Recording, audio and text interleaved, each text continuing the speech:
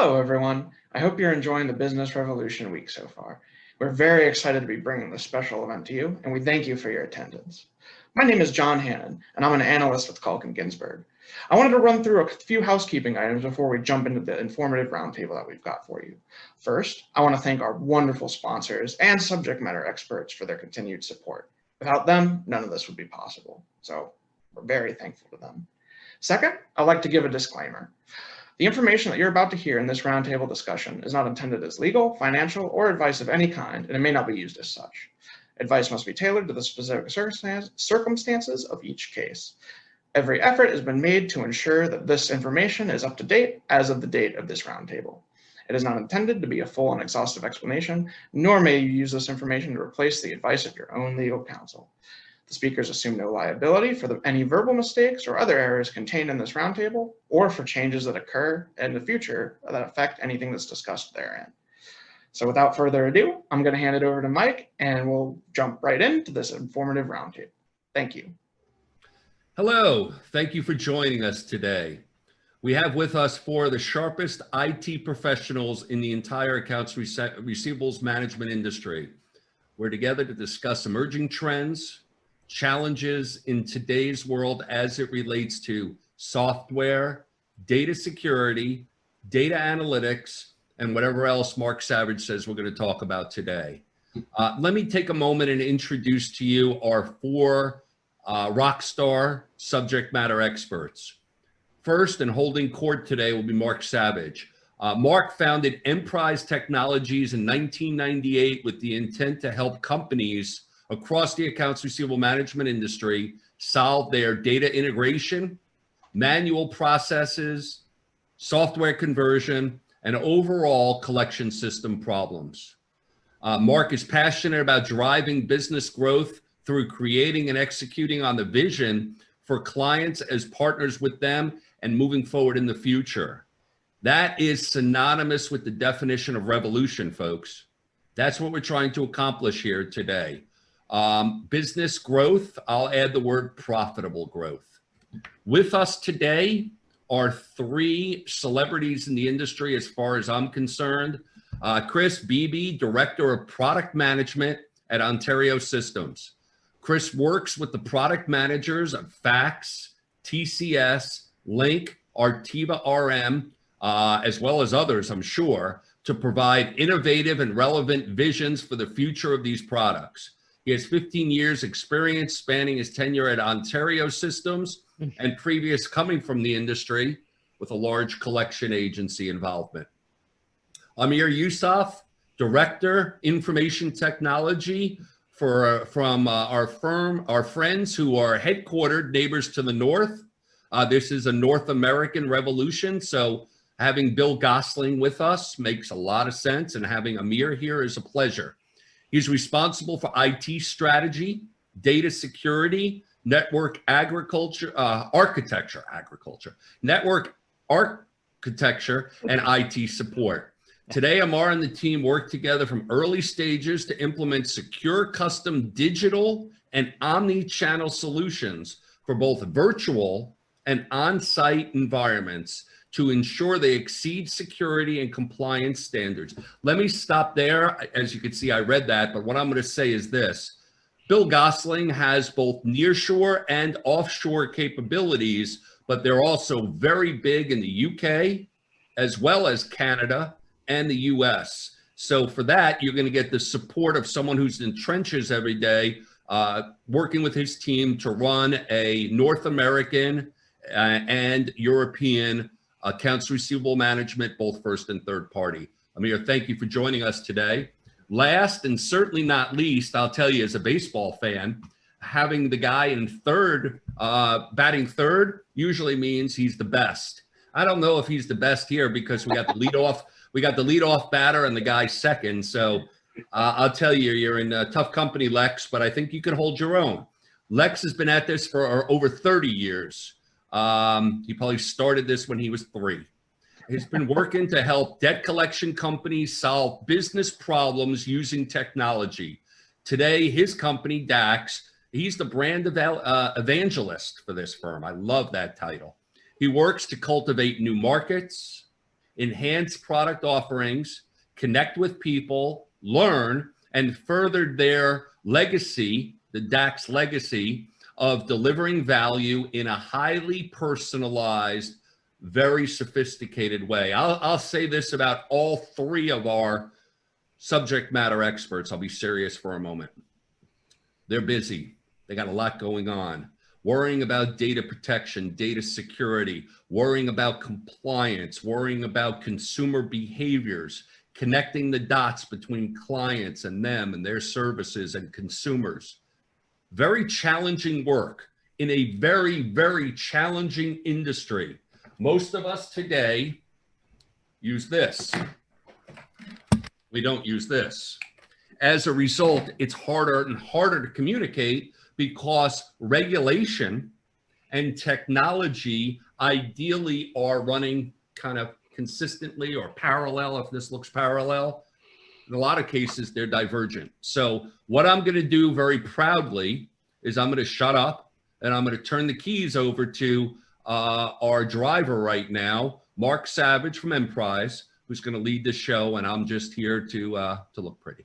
Mark, do your thing here, and we're excited. Okay, thanks, Mike.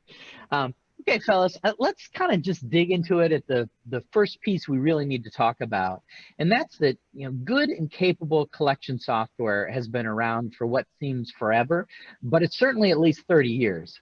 And as such has become something that meets our expectations rather than excites us. But technology is changing rapidly and collection software is no exception.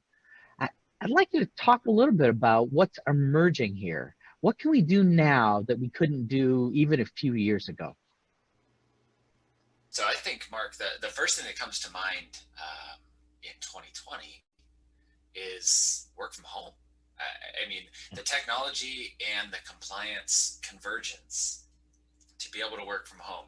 Again, maybe airing my own faults. I can distinctly remember sitting in our offices about a year ago with some of our sales folks saying, hey, what do you think? Product vision, if that's allegedly what you do. What do you think about work from home? And I can remember, I can tell you which chair it was, what room it was in the Muncie office. I was like, 8 years away at best. It may not ever happen. Can you imagine these big banks and the Department of Education saying, it's fine, go ahead from your apartment, your house, your whatever, with God and everybody running around behind you, collecting on my accounts. Of course that's not going to happen. It's silly. What's the next topic? Well, here is my plate of humble pie of, I guess it's happening, and it's not just happening like next year. It's happening 3 months ago, and we need to be ready like now. So for me, that's the biggest one that stands out for me. I don't know, Lex. I don't know how you guys have seen that too. Yeah, I mean, same thing with us. And don't you think though, what we've come through and how we've adapted, like talking to agencies and what we've been through, and to me, it's nothing short of amazing. I mean, it was really forced upon us, but I feel like in general, the technology helped people adapt very quickly to that, and with everything being turned upside down, I think it also has caused us to reevaluate on a bunch of different levels, right? So we're taking time, or maybe we were forced to take time is a better way to say this, because we were in these routines and we were just running through things, and then all of a sudden, bam. And so now we're in this mode, at least I'm seeing this a lot, where people are taking the time to ask difficult questions, to maybe deep dive into processes and things that maybe should have happened a long time ago, but we were too in that rut, to think about it. And really that's how evolution happens. And I would say, I think innovation is going to come out of this because of that too. We've got a lot of opportunity to really connect in these different ways that, here we are on a call talking to each other, and it's an awesome opportunity. I mean, I really appreciate Mike and Calkin and Ginsberg for putting this on, because, we wouldn't have this time probably otherwise. And I know we have to carve it out, but still it's an awesome opportunity for everybody. Oh, perfect. Chris and Lex, thank you very much. I would say there's a few topics, items, or themes, mainly around digital innovation, data modernization, and self-service. essentially, how do businesses start to leverage, the data that they have? How do they aggregate that data in order to pipe into some sort of digital modernization, whether it's machine learning or artificial intelligence modeling, and how they can actually operationalize that? I know we just spoke about COVID and the effect that that had, where we never saw the big industries of saying, hey, work from home is going to be permitted. Historically, that was a bit of a whim in terms of data security and all of those concerns. But I really think that organizations, especially those that are going through the different waves of COVID, are now very much seeking some type of exponentially increased digital innovation roadmap so that they can actually start to leverage the data that they have, the systems that they may or may not have, and compare that against human capital. And I don't mean that in a bad way. I just mean that as the natural evolution of the industry as well, right? So I think with the rise and the acceptance of the industry, that organizations have such a dire push for those items right now. Yeah. Yeah, so COVID has generated an urgency on top of this change in the regulatory landscape, and also this pent-up mismatch between where technology really is and where the industry is. So collectively, I'm hearing, if I'm listening carefully, collectively, I'm hearing that we've had a lot of pent-up desire that is ready to be released and needs to be released, and it's all got some technology stamped on that. So that makes a whole bunch of sense to me. So Amar, you talked about some particularly burning emerging tech there that was sort of responding to this. Can you talk a little bit more about the tech you see out there that's emerging and to fill this, gaping need now? Yep. I would definitely say that if we take a look at just what the cloud partners are doing, Amazon, Microsoft Azure, Google, and others that are emerging, I've seen a big shift with respect to how we as an organization and others are sort of doing discoveries into their architectures of what I call the microservice industry. And what I mean by microservice industry is that, let's say historically that, a business has a variety of QA, whether it's for call recordings, whether it's for text or email, whatever the case is, that, whether it's COVID or some other, environmental component or, natural disaster, whatever the case is that occurs, that may detriment that component to it, let alone the human component of it, of like, humans make mistakes, sometimes they overlook things. Yeah. So there's those types of considerations. Now, let's say that we take the approach that all of these various data sets that are out there, either in our possession, our vendors, our sort of clients, so on and so forth, how do we take a look at aggregating those data or data sets, to be able to leverage some type of transcribed model, where now you're running voice or text through some type of engine that's deducing the words and giving you a sentiment analysis, right? That service doesn't eat, it doesn't need to sleep, it doesn't need to call in sick. It's there day and night, and obviously with cost associated with that as well. But I really think that those are some of the items that organizations really have to understand with respect to how they can have some of those added benefits or efficiencies to the bottom line, and then as a natural result upskill their staff, because now that your staff aren't worrying about X, Y, or Z, they can think more creatively and work on empowering the business and driving it forward. Yeah. So Amar, the question I have too is, where you're international and you're seeing this across different borders, what does a US climate look like compared to some of those other areas? For me, the regulatory part has always been this challenge, because the innovation side is there, right? We're trying to push those boundaries all the time, but then the question is, how well are they adopted into, and how, in this environment in the US of fear, where, I don't dare really do that because I'm going to get a class action suit or whatever. Are you seeing that different across the different areas where you work geographically? I would definitely say there's a component of that. Not that it's a negative or a huge positive as well. It's just a different market that needs to be catered towards. I really think as we're seeing data privacy laws, we saw what happened with GDR, what happened in California, what's happening in other states. As that becomes more front and center, and as consumers are more aware of, you are in power of your data, as long as that's front and center, that bridge or that divide alone conquers so much that now the consumers have confidence that, hey, look, I know where my data is at any given point in time. And depending on the nature of, service of whom I'm using it for, so on and so forth, they have the ability to inquire, where does it actually go? Like if we take a look at even getting your blood test done, and I know that's maybe a touchy subject at this point in time, that data is going from the local clinic that's grabbing your blood. They're sharing it with some analytical lab, and that's going over to some government body. So if you take a look and say, holy smokes, I have a thumbprint or some type of data, MD5 of myself that's sitting in these 5 or 10 entities. And I think as long as consumers are being more made aware of that, and they're driven more to a self-service model as well. And that I'm sure we're going to expand into, of course, but it very much empowers the consumers because there's a variety of people that want to be conversed in A or B channel, right? Given the nature of the game, I'm sure there are a lot of people that are just psychologically reluctant to maybe get on a phone call, whether it's ego or just their own personal emotion. It's understandable, right?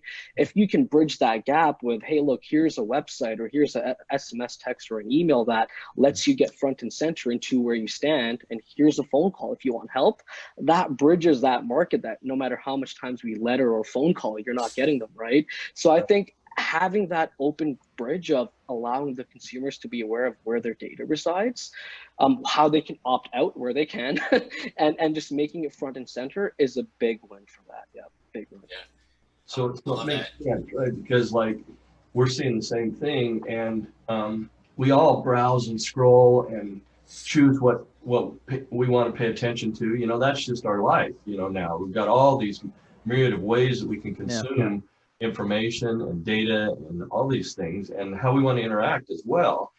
And so I think that's maybe one of the big things to put an exclamation on this question is what we're seeing emerging is the fact that as collection professionals, we've got to, if we want to be relevant, we've got to be into that channel, right? We've got to be able to open ourselves up to those different channels to provide a mechanism to really stay relevant in it. Letters and phone calls just are not going to cut it. Strongly agreed. Yeah.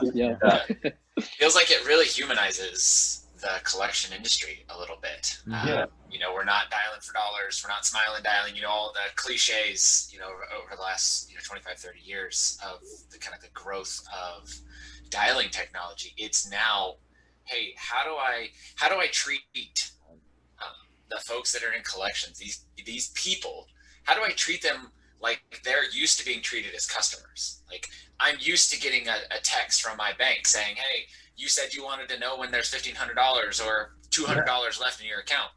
Here's your notice. Here's what you asked for. Heaven forbid that, through everything we've learned this year, that I can't do the same thing with a collection agency or a hospital or somebody else that I'm trying to, whether I chose to do business with them or not, I expect to still be treated the same way. Like it's 2020. Of course they could text me. Like, why wouldn't they? Right. Of course I want to go to a portal and take care of it and update. Like I type faster than you do. Can I just update my information and send it to you? Like, is that a thing? Yeah. So it seems like the consumer experience, and maybe this has been catapulted by the COVID experience that we've all had, but the consumer experience really is coming to the center of our thinking. And before we dive into talking about, the consumer experience and self-service, that can't happen without the cloud and without cloud integration. And why we can even talk about it, and why bank and everybody else, all these service providers can talk about it, is that everything is cloud enabled. And for the last decade or so, at least, everything has had a bit of cloud in it. But collections technology being highly regulated and therefore cautious and has been very careful and cautious to embrace the cloud, but it's here, just like you guys are talking about. In your mind, what are the advantages or restrictions or concerns? And I know this could be a 10-hour conversation, but what are your advantages, or what are you guys thinking about in terms of cloud, and do you have cautions in mind too? I think for us, is in the conversations with our customers, is that one more step upstream of finally seeing the service providers being okay with this idea of cloud. Their stuff has been there for a while. They are now getting the trust in the collection agencies and in the collection agency technology providers to be able to say, okay, maybe you do need to get there. You know, it's like, you know, like I've been screaming from the rooftops for 15 years, like, seriously, let us host it for you. Put your data here. Everything gets easier for all of us. And now we're finally kind of hearing that echo back of, yeah, there are some advantages. Yep. I would also add that a few of the main advantages I definitely say is the ability to scale architecture, spin it up, spin it down, deploy solutions in multiple geographical locations, whether it's a new regulation that comes out that mandates you have to add information here. Just that ability has been there, but I think the industry has had a lot more acceptance to it over the last few years. You know, a lot of the larger banks we've also seen that have moved into areas like AWS and Azure and have publicly made that like a use case, right? Of, hey, look, if X bank can do it, this is the sort of approach that they're having. And I really think that the buzzword of cloud was historic. I'd say AI and ML has been the new trending, you know, analytical era of now.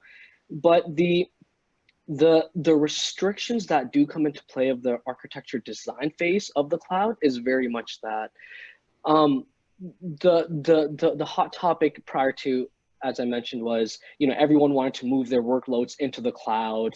They moved siloed workloads into one vendor, and their integrations between those services were just not there. So they found that after they moved there, they had to do a lot of additional work to actually bolt onto those type of what I call microservices, right? Now, if we consider this, like, you know, if we take businesses that are building CRMs or a core business process and they move some of those workloads to the cloud, depending on how you architect that, you have a wide variety of services that you can bolt that onto now. Whether you're having databases because, you know, you're a Microsoft shop and Azure gives you that pricing model, you go there. But how do you tap that into maybe an AWS that's leading in AI and ML or some other types of services, right? Yeah. I think those conversations are a lot more critical now. And during that architecture design phase, that's so critical to understand, because if that's overlooked, you're going to have so many headaches. Now, we haven't even spoken about the data security side of that, right? Because, you know, it's so trending as well that, oh, you're going to move your workloads into the cloud. Oh my God, is security going to be a concern? And you have every cloud partner saying, guys, look, we provide every opportunity and configuration of security. How you choose to do it is on you. And that's in the agreement that you sign. I think that's overlooked a lot as well. And I'm not saying the data breaches happen in those cloud partners specifically, but lack of configurations of where integrations are built, that's where a lot of the pain can occur. So data governance and security has to be up there as well. Yeah. Okay. Yeah, so the general sentiment, I think, about the cloud, so if we were to rewind 10 years ago and start thinking about the cloud, everybody's reaction was, I just don't see how it's going to be safe to have all our data out there on the internet, right? I mean, that was the sensibility, right? Oh, it's out on the internet. Yeah, no, not really. You're talking about really a very different platform. And now the cloud, the ability to have cloud-capable, secure platforms is sort of required to utilize third-party services, right? I mean, it was, oh, this will be great. We can try this out, maybe with a little stuff. And now it's, no, we have to do this if we're going to reach out and connect to other cloud service providers and have the advantages of the cloud. That's everybody's sensibility? Definitely. Yeah. So we still have cases where we'll see premise-based systems And a lot of that has to do with geographic, what's the last mile look like as far as, Yeah, sure, you know. sure. So we'll run into that in different areas, kind of on the tips of things. Alaska, maybe we've even run into that a little bit in Florida, sometimes. But it's funny. Kind of a quick story on this. We had a guy. I had a customer one time, and he was saying, but our clients require us to have premise-based systems. And I said, why? He said, well, just the security of it. It was that fear of the cloud, Yeah, you're right. And I said to him, well, can I see your data center? Can I see where you're housing your data now? And he leads me to basically a closet in his location, and opens the door. I'm like, wait a minute here, Yeah. Yeah. So I think that was a big aha moment there, for him too. But yeah, it's definitely, we do still see the premise, but a cloud is definitely where it's going and where we're pushing towards. Right, right.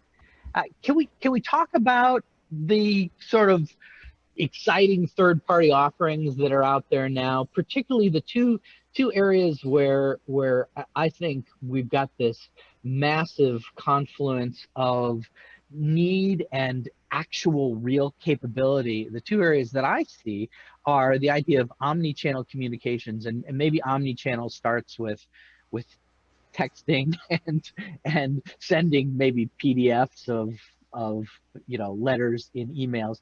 Maybe that would be omni-channel light, say. But it extends to really some cloud-based communication technology that embraces the ability to do voice and text and also have an automated component to that.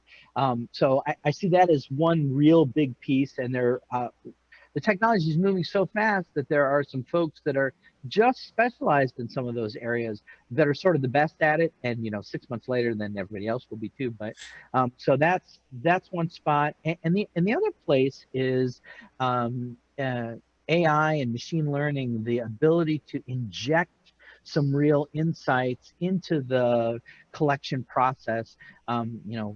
20 years ago, we talked about scoring, and maybe this is scoring great grandchild, maybe, and maybe there's more to it than that. So I see those two as really exciting, practicable areas where this technology can insert. And most of this technology that's available is available from you got to get to it through the cloud via an API sort of approach. So my question is the industry ready? Are the major collection platforms ready to integrate with that kind of stuff? And do they need to? I kind of think they do. I think it's yes to both. I think we're getting ready, I guess. Yeah. How quickly do you move is obviously the question. Do we need to? I think is a resounding yes. I mean, Amar, you already alluded to it. The concept of that interactive virtual agent thing. I answer the phone. Let's take off the identify and validate stuff. And now my people, my human capital, are a much more specialized, trained group that are handling the things that I'm frankly paying them to handle. Do they really need to know the 172 words of the compliance stuff they have to say at the beginning of every call? Yeah, because otherwise we don't have a business. But man, if I could have interactive technology understanding sentiment and words and responses in real time, that might be worth the premium that it will cost right now to be one of the first there, just to be able to do it and prove that it's real.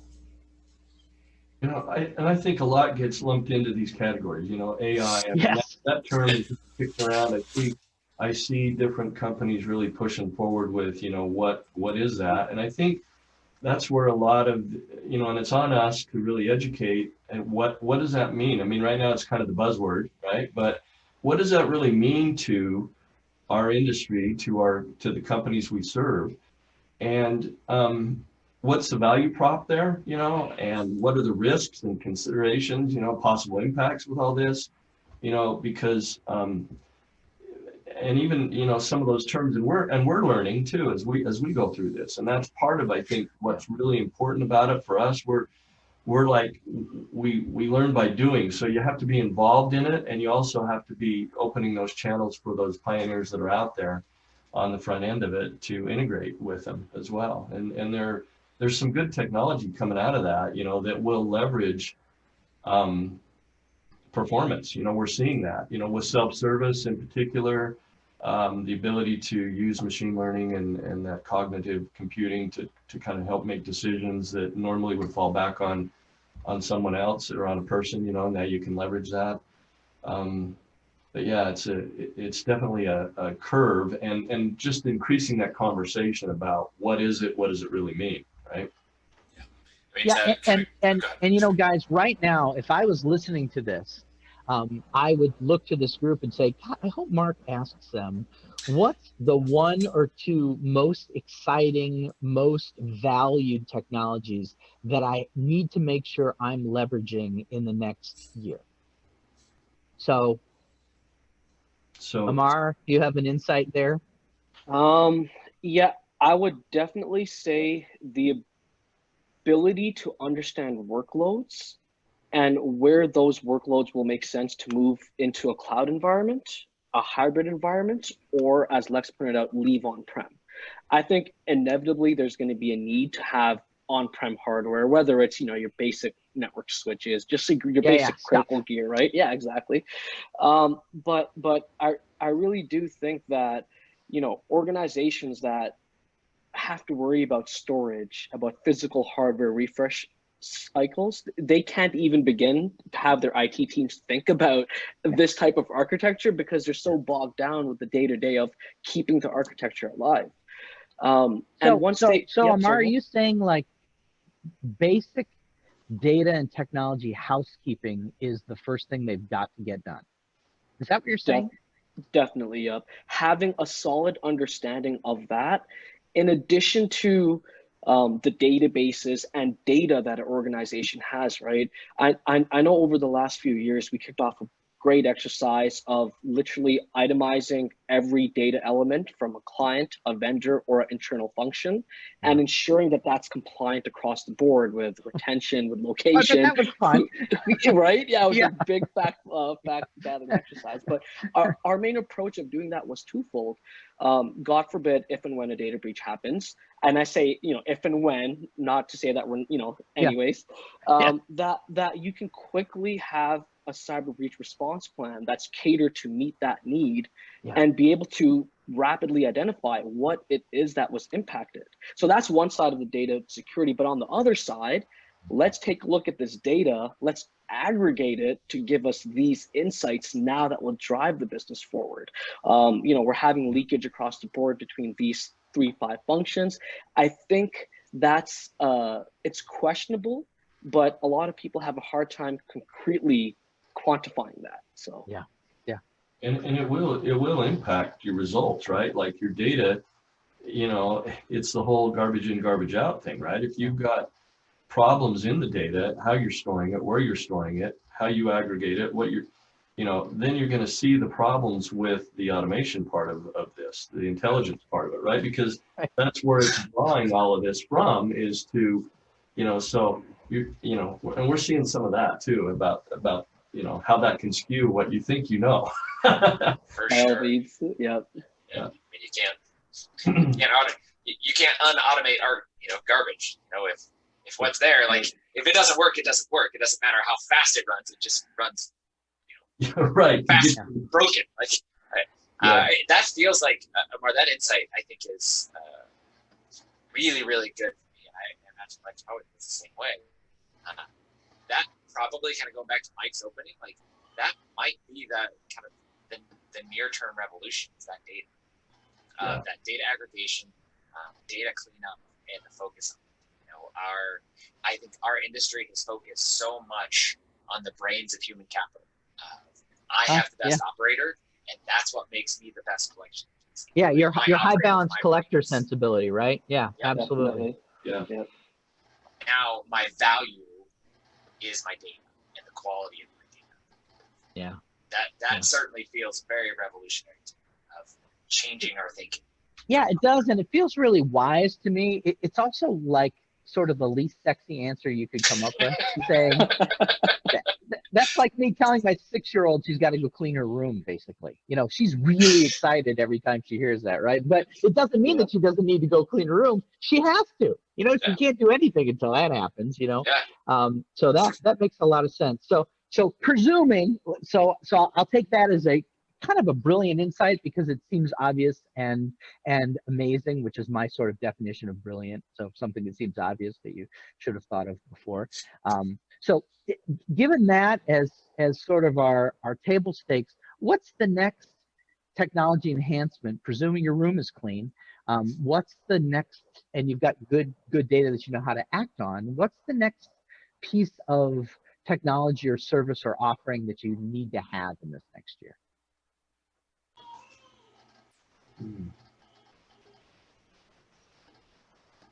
Oh, don't tell me I stumped you. I think I mean, no, that seems impossible. here's maybe the next piece to that, right? Is really, and I think we're getting into this more and more, but really understanding the processes and also the goal, like the main goals that you're trying to accomplish with what you're doing here, because it's a lot of this stuff can be fairly plug and play, which can get you into trouble in a hurry too, you know? So you pull it off the shelf, but have you really thought about what it is you're trying, what are the main key, you know, performance indicators you're trying to hit with this? Because that's what it's going to drive towards, right? And so if you don't have your processes mapped very well, and we're seeing this more and more, but the segmentation around accounts and what happens at these junctures with the accounts and how hard do you want to push on them in certain areas, you know, I think understanding those processes and possible paths for each process that you're getting to. And a lot of these companies, I think, have put stuff in and set it and forget it. You know, it's been on autopilot for so long that diving back in and really understanding that, and looking at the metrics too that now are available, because we've got so much data flying around and we're measuring this and we're looking for patterns with stuff. And we didn't have that ability a while ago, you know, but we do now. And so to be able to map that out and then really pay attention to that and find out where you can optimize and where maybe you want to change things is I maybe think the next step. I don't know what you guys think about that. But. No, Lex, I think there's a real piece of wisdom there, because I would say one of the holy grails in collection technology for an agency has always been, what is my cost associated with this particular activity, and what's my conversion rate, or what's the, you know, how does this approach or this piece or this technology, how does this impact the collectability? Because unfortunately, ultimately, we're working with consumers who are people, and therefore very hard to understand, and possible to understand in the aggregate, but, you know, impossible to understand in the individual, it seems. So that really is the holy grail. And Lex, you're saying that there really is the ability to get closer to that holy grail with the technology that we have now. Yeah, that's what I think is so great about part of too what's happened with COVID is, you know, we've had a little bit of that pause that I was talking about, you know, and so we're seeing that our customers are very open to having discussions about these processes and how we can improve them. And that's where the ideas gel, right? I mean, that's where that lays the foundation for a lot of these discussions we're having. So it's been, that's where I think, you know, as we progress along this, that some good innovation is going to happen because of those conversations, because you're seeing patterns develop and need develop. And I think you combine that with what potentially, and we're all praying for this, but, you know, with the CFPB's proposed ruling and stuff, if we could just relax just a couple of minor tweaks there, I think you'd see some real advances again, you know, which we can actually get some work done then, right? Back in the day, you know? Yeah. That's exactly what I was thinking, Mike, is that for maybe the first time ever, we're actually excited as an industry. We're excited about a published set of rules because we go from unknown to known. I know what I can do, and now as technology providers, you know, and technology consumers, I know what my guardrails are. If I know what my guardrails are, I know how I can innovate inside of that. And, you know, and change things and make things better. That that unknown of kind of the tiptoe and 2 steps forward, 3 back, 1 forward, 1 back kind of thing has been it's hard for everybody, because most of those technologies, I think, as we have sold them, as at Ontario Systems, like I said, you probably said it, I think you said it too, that I bought it and it was sort of a set it and forget it, whether that's speech analytics or, Right. I've got this texting thing, but I really just do it as like a one-time reminder. I don't even really use it. I have it because I thought it was going to be a thing, and then I got scared. Man, you be able to turn those things on and say, no, here's your rails, here's the rules. Again, that the floodgates of innovation are now there because I have a start and a stop. Here's my bumpers. I'm excited for it. Yeah, I also think that everyone's touched upon it as well, but Chris, as you define those railings on the sides, I'd say that definitely helps and allows organizations, businesses, government bodies, etc., a way to understand and furthermore critically analyze their strategy. I know we've had another buzzword, sorry, I keep mentioning buzzwords, but a data lake has been another big item of let's take all of our data and dump it into a data lake and we'll figure it out after because it's all going to be there and it's available, right? I think that depending on what you're trying to achieve, if it's a proof of concept, a discovery, that's okay. But when you're trying to do something in production, I'm a strong advocate of wanting to ensure that an articulated strategy is documented, signed off by the business with a quantifiable return of, look, we're wanting to do X, Y, or Z within these boundaries. And this is what the expected results is. This is the data and how it's going to move from A to B to C and who's going to be impacted, if at all, and how that's going to benefit the overall organization. And the second item that I was just going to add is there's the whole AI and ML item. I think it's very important for organizations to get very intimate with understanding what that actually means. And why I say that is because one of two things are either going to happen. One, you're either going to have that be outsourced and all of that knowledge of what AI and ML, the individual microservices within them, what they actually do, all that expertise is gone now. So when organizations now need to tap into any type of adjustments, enhancements, or gain insight, they're sort of bound by that, which is a good and a bad. But if you have a stakeholder internally that says, all right, we can build this ourselves, this is what it will cost us, or we can go to a party, but that stakeholder is still a SME with understanding that, look, there's 10 microservices in that model, and where you may need to make enhancements or tweaks, or you flip this dial and you're going to get this expected result. And I'm being very high level because there's so much that goes into this, but I think those two components that we've spoken about, an articulated strategy and a deep dive understanding of a stakeholder in the business that knows how the models and the various components involved actually work. Those are important things, yeah.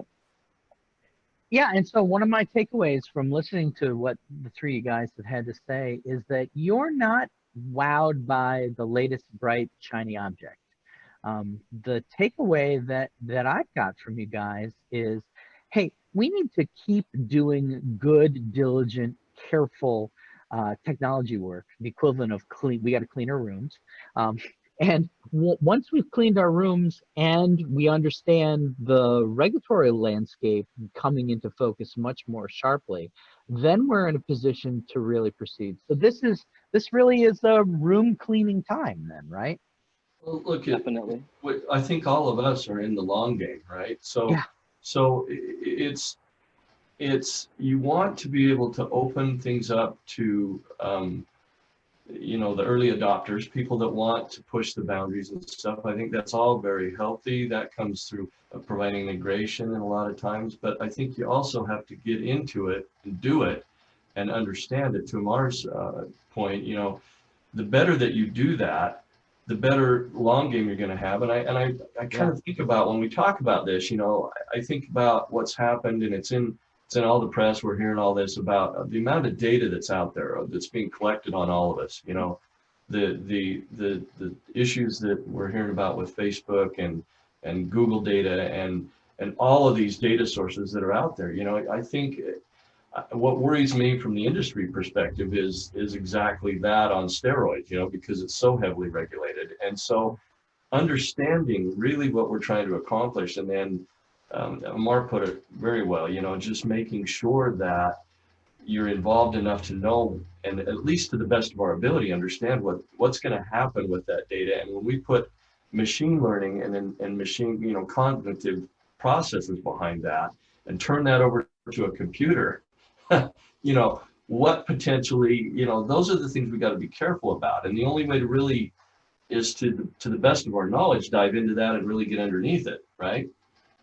So, I feel like that's where, at least from my perspective, there's the shiny objects and the things that are coming out, and there's some great tools out there. I mean, we've seen some really cool stuff happening, people pushing those boundaries, with speech analytics and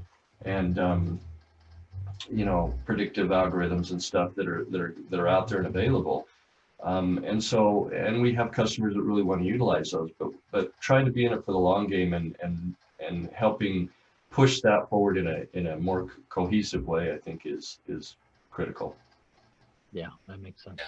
I think back to the 2005, 2006 when predictive dialing was kind of all the rage. Yeah. And you had maybe one or two people in your office that really understood how to those kind of knobs and dials that it took to be to have a really nice predictive dial with minimal wait time, not too many people on hold. You then take that and then exponentialize it. I don't think that's a word, but I've just made it one. Yeah, it can be. To all these other technologies of these little dials, these little turns, it's really insightful, Omar, because again, a technology provider, I always think of, I want to hand you something and say, look how awesome this is. And I want you to use it. But if there's nobody there that knows how to tweak it and make it you, man, I have failed to equip you with what you actually needed. I gave you a shiny object and you're like, cool, let's make a nice paperweight over here. We're just going to sit here because I don't know how it works or what it does. So that, to me, that's huge. Or may get you into trouble, right? Yeah, or worse. Yeah. Right. Yeah, so the parallel that comes to mind is every one of my buddies, and I'm not saying that I would include myself in this, but every one of my buddies when I was in high school, when they got their first car, they did grievous damage to that first vehicle. And that's because it was technology that they did not fully appreciate what was going on. They had seen their parents using this technology forever, and they made it look easy, right? And then when they got behind the wheels of this technology, suddenly it was much more complex and required so much more attention to keep it on the road, and to keep from running into each other. I remember when I was in driver training, I was thinking, I'm not allowed to hit anybody ever. How is that even possible, right? And the conversation you guys are having about the technology is really a strong parallel to that. There's all this great technology, cars for teenagers equivalently, but we've got to make sure that they've had the driver training and that they really appreciate what they're getting into. And people who sell this technology, this new emerging technology, they're not at all interested in telling you that, yes, you indeed are not allowed to hit anything with this car. That's not what they do. They say, oh man, this is the cool new stuff. You got to have it, right? Real fast. Yeah, exactly. And that's really, really insightful, guys. So one truly disruptive piece you guys have been talking at and hinting at through this conversation, and that's the idea of moving to a self-service consumer world. And I'd like us to, kind of wrap up and spend some time talking about this. The possibility of a collectorless collection process would have seemed absurd 10 years ago. But I believe that the technology is making that possible, knowing what banking, not Mavericks at all, right? Knowing what banking is actually doing, they have created the ability to basically have conversationalist full service transactions. And these are the same folks that you used to go in and the teller would fill out a form writing the same number in 3 different places. right? That's the industry we're talking about. And now you don't even have to talk. You still have to fill out a lot of forms to get a loan or something, but you really don't have to talk to them to do all core banking. So based with that, our most conservative parallel business, um, uh, do you have a sense that we're going to be able to make that pivot soon? Is the technology in terms of modern collection platforms capable of really providing a self-service offering for a consumer? And maybe let's talk about that. What would it look like, and what needs to happen? And is it real, even though So everybody else is doing it? I don't think it's a one size fits all situation here, right? Because our collection processes are not that way anyway. But we're very close, I think, in a lot of ways. We have the ability to do that now. And again, that's a caveat. One size doesn't fit all. I don't think you're ever going to eliminate the collector and the ability to that's just me. Maybe it's because I'm the old guy on the call here, but I feel like the human element, has to remain in there. There's just too many nuances to closing the deal, so to speak, on the really tough collection calls. But what I'm seeing is this shift towards, if we really focus on the user experience, and I'm talking about the consumer here, and how they want to connect, and providing opportunity to connect in those ways, and making it as frictionless as possible, given the regulations. I think it's very possible that we're going to be there very soon, actually. What do you guys think about that? Yeah, no, I think you're absolutely right, Lex. Mike talked about he's a baseball fan, and I am too. If you had told me a few years ago that baseball would have replay in it to stop the flow of the game, like come on, it's baseball. There's more unwritten rules than there are written rules. It's not like it's moving fast in the first place, right? Yeah, come on. Yeah, again. Now the talk of maybe we have an electronic strike zone. I don't even need an umpire. Like, can I see? I almost see those. Again, me, the sports guy, like thinking those two relatives. There's no way we'll ever get to an electronic strike zone, like an automatic call, like ball or strike. There's no way we will ever get to an agentless collection agency. And we have friends out there in the industry that are awful close. With what they're doing, pushing some of those pushing the limits, and I love seeing it. I think it's coming. Again, we all, I revealed my crystal ball is about as cloudy as it gets as far as work from home. So I think it's happening. And I think if we're not prepared either as an agency or as a technology provider, we're probably already behind. Right. No, Chris, I'd strongly agree with that. I think with the wide spectrum of where consumers are, how they want to be serviced, I definitely think there's always going to be the voice interaction for complex type of conversations, which the industry obviously is about. But there are certain subsets of those group and or the groups that you can say, look, I think we spoke about it before. No matter how many times we've sent a letter or we've tried to phone call with various dialing strategies, like we just haven't gotten a hold of that person. Whereas if you give them maybe an email, some type of, call to action and say, look, here's a way to self-service. Here's ways that you can empower to be more aware of your current situations. And also, if you want to give us a call, here's a person that you can speak to, right? One can argue even maybe a lot of those, whether it's SMS or email, it's still automated. Like it's some type of bot that's doing the basic sort of checking into place. And as it triages it, it will go there. So I think there's a variety of components, but I really do think that folks that aren't working on the self-service side, they're going to be having fierce competition with those that have already won that area, because again, pricing of one versus the other is significantly different, human capital versus system. Furthermore, it just allows the entity to have conversations that they may never have had.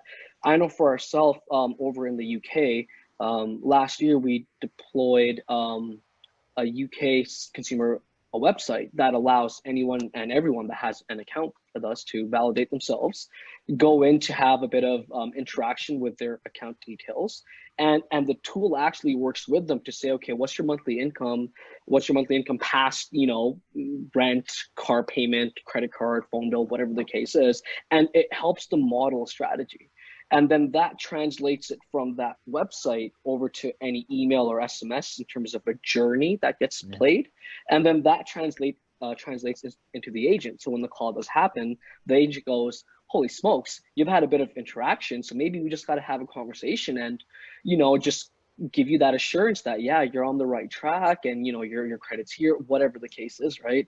I think that's so critical for organizations to have that as a topic of item if they're not there yet, for sure. Yeah. And it feels like it's probably a continued evolution to that. We had the opportunity to sit and listen to a thing about what's it called? The rich communication service is kind of the SMS on steroids, effectively. That feels so much like, in again, my opaque crystal ball as that stepping stone to the agent list. Of now I'm walking through, maybe seeing the same thing they're seeing on their phone, tablet, some kind of device, while talking to them. Of, okay, here's your screen that are going to pop up. You can see, hey, I'm going to click a button. It's going to highlight the fields you need to fill out. Do we need that for a simple payment? No, of course not. They can go to a website. But if we're talking Department of Education rehabs or complex medical claims follow up, like it is hard to do that. And I always use my father-in-law kind of as the barometer of technology ignorant and technology fear. Like, could he do that? I think he could, okay, you're going to hit speaker. Okay, you're going to hit it. There's going to be a text message. It's going to show up on your screen. You just click on it, click on that link, and I'm going to talk you through everything else. I think he could do that. Okay. It's going to be okay. That's, if I think he could handle it, then yeah, I think that's probably, has an opportunity to happen. So it sounds like the first shift towards this idea of the possibility of self-service collections is sort of the underlying thing that's happening is there's an embracing, and you guys all mentioned it to some extent, there's an embracing of what the actual user experience is first. Because 10 years ago, we were talking about how we get data in the cleanest possible way to the account rep or to the collector. That's what we were talking about. We were not concerned about the debtor. The conversation with the debtor or the end consumer was, oh, that's the collection talk off. We don't do that, you know? And what I hear you guys talking about is you're talking about the user experience and the customer journey. That's user experience language about how are we servicing not the account rep, but the consumer now. Something has changed, guys. Can we talk about that a little bit? Well, think about it. Just even, Mark, in the way that you just said it, it used to be the debtor, right? Yeah. Now it's the consumer. Right. But I think what's happened is that's personalized that entity before, I really feel like there's a big shift in that. Our customer used to be our agencies, the people that were collecting the debt, now the shift has come. It's still those people, don't get me wrong, they're definitely still the customer, but it's expanded to the user experience of that end entity, which comes back full circle to that whole thing of, how do we make it easier to collect, to really to interact, right? Because we're all about solving problems. That's what our agencies do. They've got this problem that's been placed before them, and they're trying to resolve this matter. It's a business matter. They're trying to figure it out, right? So it's really kind of cool. And I think that even that the conversation that we're having or the terms that we're using kind of lays that foundation for. But definitely, I've seen that within our company, the focus on the user experience is really what I think is driving a lot of that progression towards self-service platforms and that. And it will continue to, because they're such a major player in the process, right? Yeah. No, Lex, I'd strongly agree. I mean, even if we take a look at the age groups and their adoption to tech, You know, I have my mom, God bless her soul, that says, "Hey, Mar, look, you know, I won this purse or I got this gift card, whatever the case is." I'm like, "Mom, no, that's welcome to the modern day." But you know, she's not going to pick up that phone call versus she may respond to a call to action via an email, via an SMS, some type of a notification, right? If we take a look at, you know, kids that are in high school and kids that are in college, everyone is going through tech, and you know, I'm seeing kids are a lot more technologically inclined, more so than we were. I mean, my biggest thing was maybe it was a PlayStation or a GameCube, whatever the case is, but like it's just out of the water right now. They're all doing iPad gaming or whatever the case is, right? So as those age groups mature, and you know, there's a way to communicate with them, and Mark, you touched on it, and as we've spoken to, exactly, it's the user experience, right? Serving the user in the ways that they're going to be want to be addressed, or anyways. Yep. You're on mute, Mike.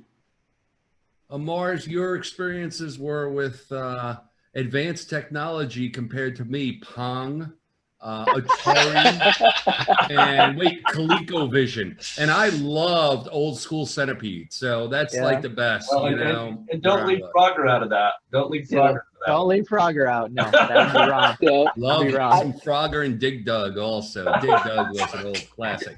But you're even more advanced now. Our kids, just forget about it. I mean, the next generation is fearless on technology. They are guiding efficiency, I think, and really kind of pushing us. You know, my son yesterday, after hours, said, "Oh my God, what's going on with Snapchat? They're up 30%. I said, "Wait a second. What is Snapchat?" And should I be investing in this? Because I'm a finance guy, right?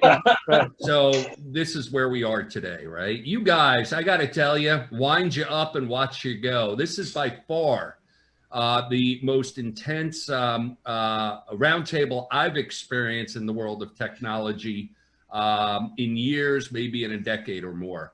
You guys are really engaged. You guys know your subject matter, but you're passionate about it. Your passion comes through, and that energy level is all I wanted to convey over the last hour and 10 minutes. And I think you guys not only accomplished it, but accomplished it very well. I don't mean to interrupt, but I want to be respectful of your time.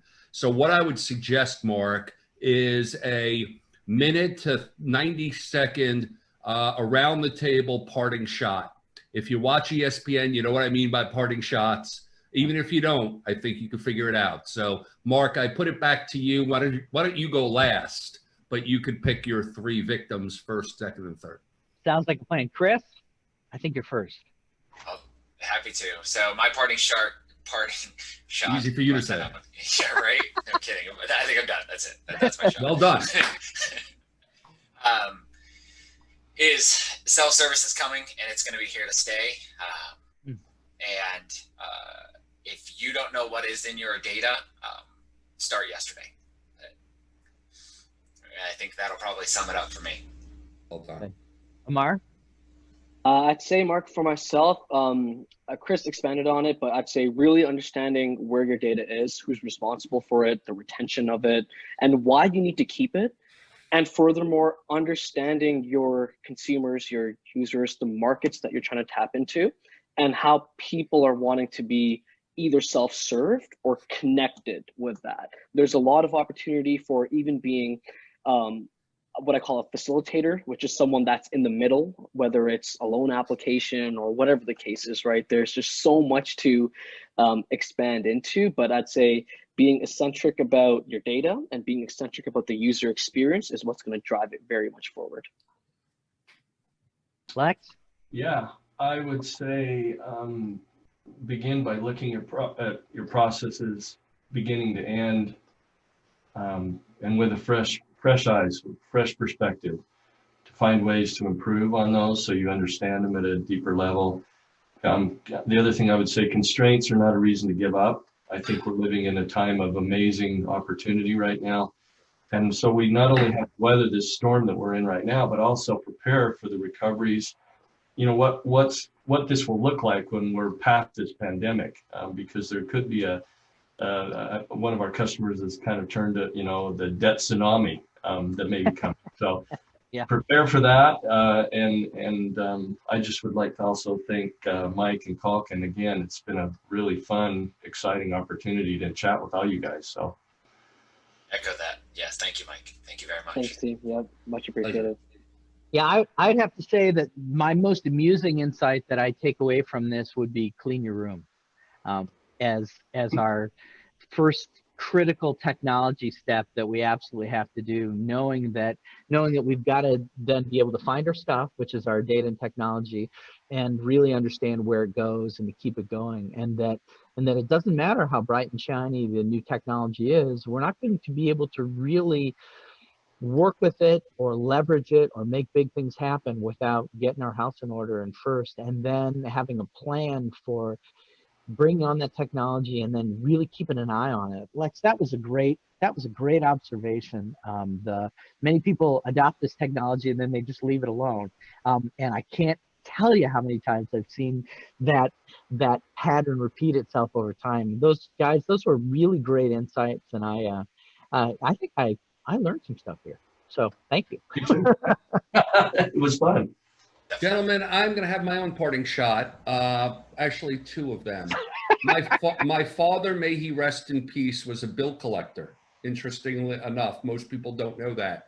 In the 1970s in downtown New York, he worked at a couple collection agencies. I remember vividly walking into his operation and the equipment that I saw. First of all, smoke-filled room. Right. Second of all, on his desk, and I kid you not, rotary telephone, Rolodex, okay, and an ashtray. He didn't even smoke. My dad, may rest in peace, in his 40s into his 60s, used to go, we lived in the Bronx, and he used to go into the park, and there were walls, and we play handball. Now, he would play guys in his 20s and teens, and he would kill them all because he was two-handed. He was able to go both ways. But things have changed dramatically since the 70s. FDCPA was written in the 70s. Back then, we didn't have things like this, okay? And that's only one example. Debt buying wasn't an industry. It is today. Okay. I don't think we had social media in the 70s because I don't think we had email. I don't think we had the internet the way we're dealing with things today. It is critical that regulation and technology catch up with one another. Okay. It's usually that technology lags some decade behind our industry for a lot of reasons, political, social, as well as economical. However, technology is there. Utilizing it is critical. My dad, may he rest in peace, used this. My name is Ginsberg. His name is Gold. I think you all know why he used a separate name, Gold, because he thought he was special. But the real reason was downtown Manhattan, you didn't want people to know you were collecting bills. Today, things are done differently. The biggest concern that I have, and the second thing that I was going to say, is interesting. And this was only a decade ago that I had a conversation with a company that was at that time the largest in our industry. And I would say this, CEO, names don't matter. CEO, what keeps you up at night? You know what he said? One thing. This isn't a joke, by the way, but I could fill this in with a lot of fun things right now. One thing he said, data security. His comment was, one glitch in this industry and we're all done. And his biggest concern was the lowest common denominator, the small, the mid-size arm company that doesn't have technology advancement to protect data. Then he said, bigger concern is the payday lenders and the small creditors that could disrupt this industry exactly the same way. Along the same lines, the media. The media, mass communications is not our friends, because once they get a hold of that, the whole world changes. So I am intrigued by you four, not the three of you, all four of you, your position in the industry, your willingness to share and embrace which is critical, right? But also your passion to make sure that the dots are connected real well. Because if they're not, listen, I don't care if regulation catches up with technology or not. We're all going to be out of business if for some reason there's a breach out there of the magnitude that kept this person up a decade ago. Yeah. I'm going to stop there. I'm going to thank you guys individually and collectively for your time and your willingness today. I'm going to thank my team behind the scenes who made this whole thing happen. Mark, I'm especially going to thank you. You helped in coordinating this, but man, you're the orchestrator. You put together a fantastic show, and I think you all should be applauded. Thank you. Hello again. That was a wonderful roundtable, wasn't it? I learned a lot from our wonderful speakers, and I'm sure you did too. Before we finish, I want to quickly go over Q&A. If you asked a question in chat and hasn't been answered already, don't worry, you'll receive a response within 24 hours through email or another similar channel from one of our SMEs. In addition, I highly encourage you to connect with our speakers through the platform. They're extremely knowledgeable and they're super excited to share their knowledge with you. So I definitely encourage that. And feel free to reach out to us too, and to Mike, because I'm sure he'd love to talk with you as well. So once again, thank you for attending the Business Revolution Week, and I hope you have a wonderful day. Thank you.